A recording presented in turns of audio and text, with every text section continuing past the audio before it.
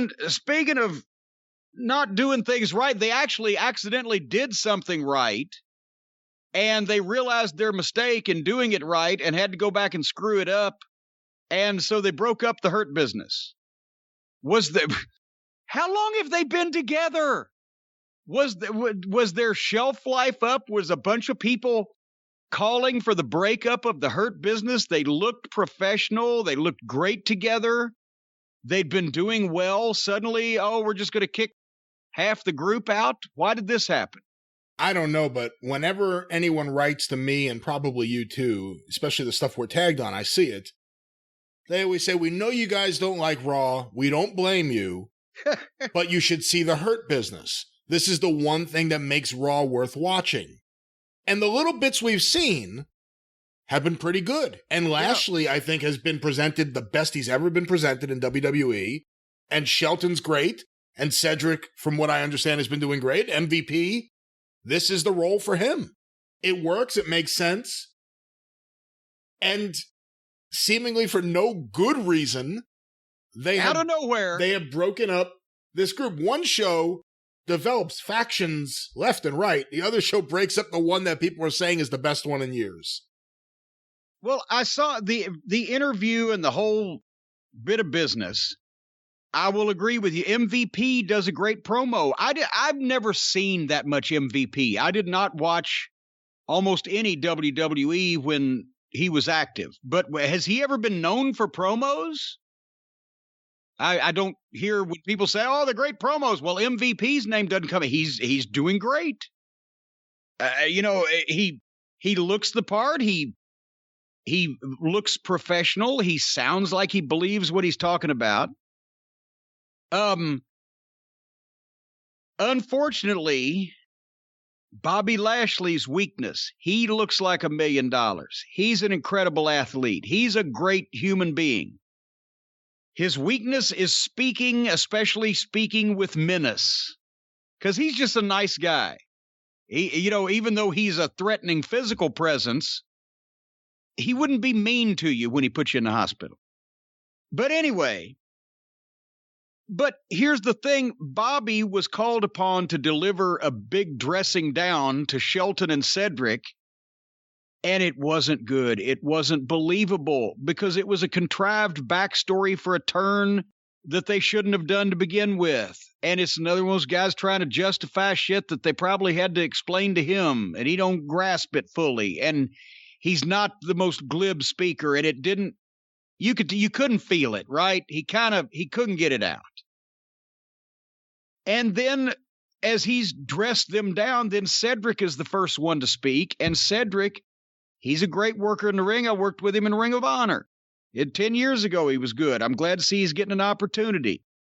He's a nice young man, but he gave out one of the memorized kind of a monotone delivery, and then of all people, Shelton Benjamin, who's never been noted for his promos, he stepped in and saved the thing. Because if he hadn't, if it was just Cedric, in that tone of voice, and they'd gone into the physicality, it would be, what's the reason? Shelton bowed up. Shelton started shoving MVP. Shelton had some fire and passion to him. Said, "What are you doing talking like that? Blah, blah, blah."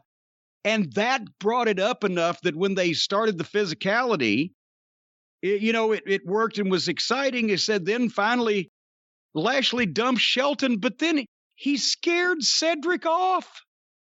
Cedric's going to get up he's on the floor. He's climbing up on the apron like he's going to do something. And Lashley turns to him and he just jumps back down and stands there. While Lashley is beating up his friend and supposed partner, Shelton Benjamin, and said they had Cedric stand there dumbfounded like, "I'm too scared and ineffectual to get involved in this." And it was obvious that Shelton and Cedric were supposed to be the baby faces by how they were treated. Therefore, they made one of the baby faces to be a goddamn pussy.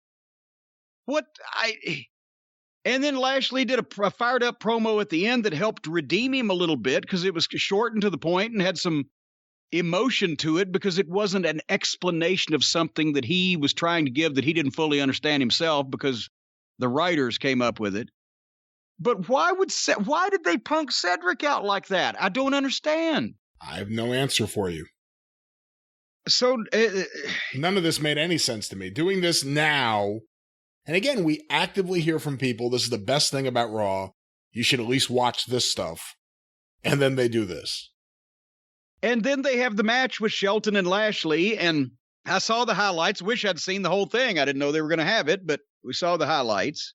Whenever we do watch, they don't have anything we want to see. And I loved, both these guys have great backgrounds. Not only amateur wrestling, but Bobby with the MMA. But they, I think Bobby, I'm trying to remember back to I used to give his bio in OVW when I was announcing, but I think he wrestled in the service. And Shelton, of course, was a high-level amateur at Minnesota and was one of the assistant coaches on the team that Brock was on. So they did a little bit. Shelton was riding him just a tad bit for a second there.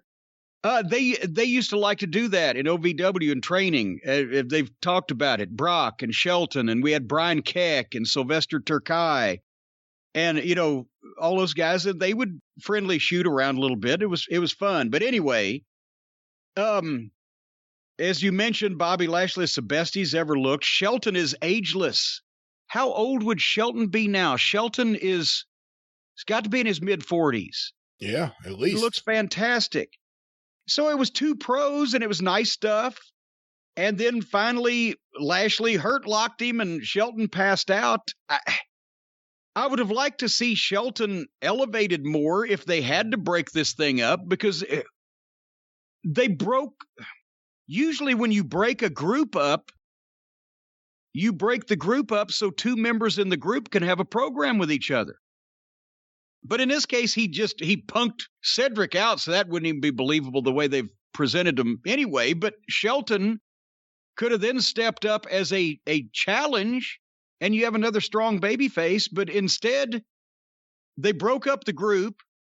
Lashley put the fucking hurt lock on him, and he didn't tap out. He passed out, as the announcer was so eager to say. So it didn't do anything for Shelton. Does Bobby Lashley really have a lot more heat now because he just punked out his partners? I don't understand that normally. And then for the people who say, well, Cornette said they should have elevated Shelton, give him more. I'm always saying on the other channel, the champion goes 20 minutes with a fucking middle card guy and gives him everything he's got. This is the exact opposite of that. A guy that could be a top guy and you punk him out and don't continue a program that you just started in the previous segment. And then they showed the match that Corbin had against Drew McIntyre, and fucking Lashley comes out and hurt locks Drew because that's the match they're going to. But you mean to tell me that Shelton Benjamin couldn't be put in the Baron Corbin position, not as Possum King, but as a top heel against Drew McIntyre, and then fucking Lashley comes in and does something instead, just waste Shelton. I mean, Corbin is useless. Maybe he's a nice guy. I'm sure they all like him, but it's just ridiculous. And then when Lashley hurt locked Drew McIntyre 2 or 3 times, it was the most boring beatdown ever, because he would just, put the hold on and fucking put him out with it, okay, but then continue putting it on over and over. What'd you think? I didn't like any of it. I mean, Baron Corbin is one of those guys with go-home heat with me. I've never seen anything with this guy that made me want to see more. And they broke up the Hurt Business. I liked the little bits I'd seen of the Hurt Business. And then they broke him up. I can't see how Lashley comes out of that any better than he was. I don't think it did much to garner interest in the Lashley-McIntyre match at WrestleMania.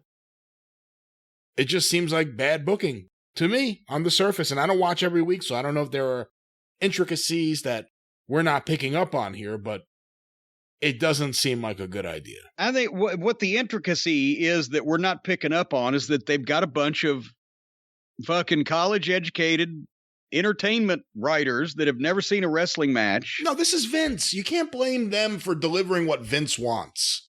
This wouldn't be on that show if Vince didn't decide it was a good idea. Right? I mean, come on. These kids, I bet you if you left it to the writers on their own, it would be somewhat better than it is now. Vince didn't come up with this. He didn't say use Baron Corbin instead of Shelton Benjamin. Somebody's writing for these people. And he's buying what they're selling in the writing, but they're writing for these people because the comedy writers don't want athletes because they're harder to write for. They want goofy, quirky, entertaining personalities that they can do funny skits with. Which is why Baron Corbin is getting a push with a possum pelt around his neck, and Shelton Benjamin just passed out in a full Nelson. The fuck? Bunch of morons.